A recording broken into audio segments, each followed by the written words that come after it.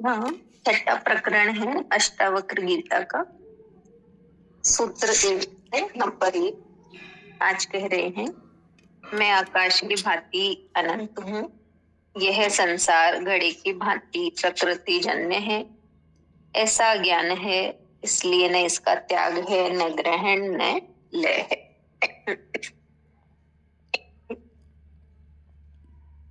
मैं आकाश की भांति अनंत हूँ। यह संसार घड़े की भांति प्रकृति जन्य है। ऐसा ज्ञान है, इसलिए न इसका त्याग है, न ग्रहण और न लय है। इसमें कह रहे हैं, अष्टावक्र जी राजा जनक के आत्मज्ञान होने पर आश्वस्त होकर उन्हें मुक्ति का उपाय बताते हैं। साथ ही वे परोक्ष रूप से उनकी परीक्षा भी ले रहे हैं कि इसे मोक्ष हुआ कि नहीं। जहाँ न कुछ पाने को है, न छोड़ने को, न राग है, न विराग, न आसक्ति है, न विरक्ति, यहाँ तक कि न संसार है, न मुक्ति। चित्त की ऐसी शून्य एवं जागृत अवस्था का नाम ही मोक्ष है।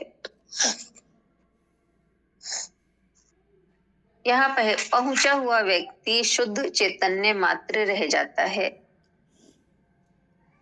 समाधि की स्थिति में जब व्यक्ति शून्य अवस्था को प्राप्त हो जाता है, तब उसे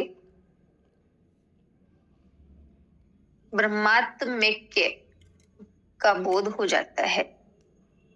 वह व्यष्टि न रहकर समष्टि के साथ एक हो जाता है। वह पूर्ण सत्तावान ब्रह्म को जान लेता है। जान लेने से वह स्वयं ब्रह्म हो जाता है। वह सत्य को जानकर स्वयं सत्य हो जाता है। इस स्थिति में पहुंचने से पूर्व कई क्रियाएं करनी पड़ती है, किंतु पहुंचने पर उन सबको छोड़ना भी आवश्यक हो जाता है, वरना ये क्रियाएं उसका बंधन बन जाती है।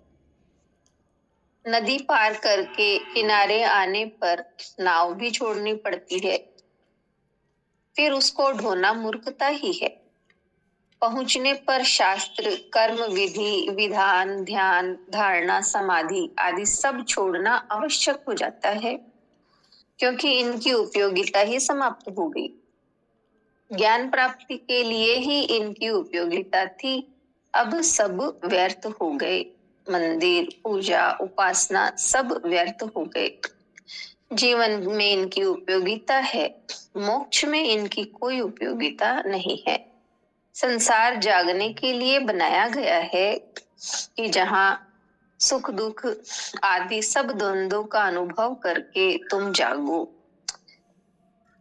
अष्टावक्र जनक की मुक्ता अवस्था की स्थिति को जानने हेतु जो उपदेश देते हैं, जनक उनका उत्तर देते हुए कहते हैं कि मैं शरीर नहीं, आत्मा हूँ।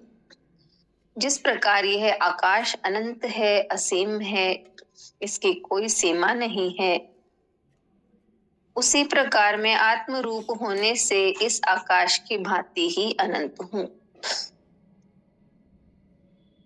यह संसार उसी आत्मा का साकार रूप है, उसी का स्थूल रूप है जो घट की भांति है।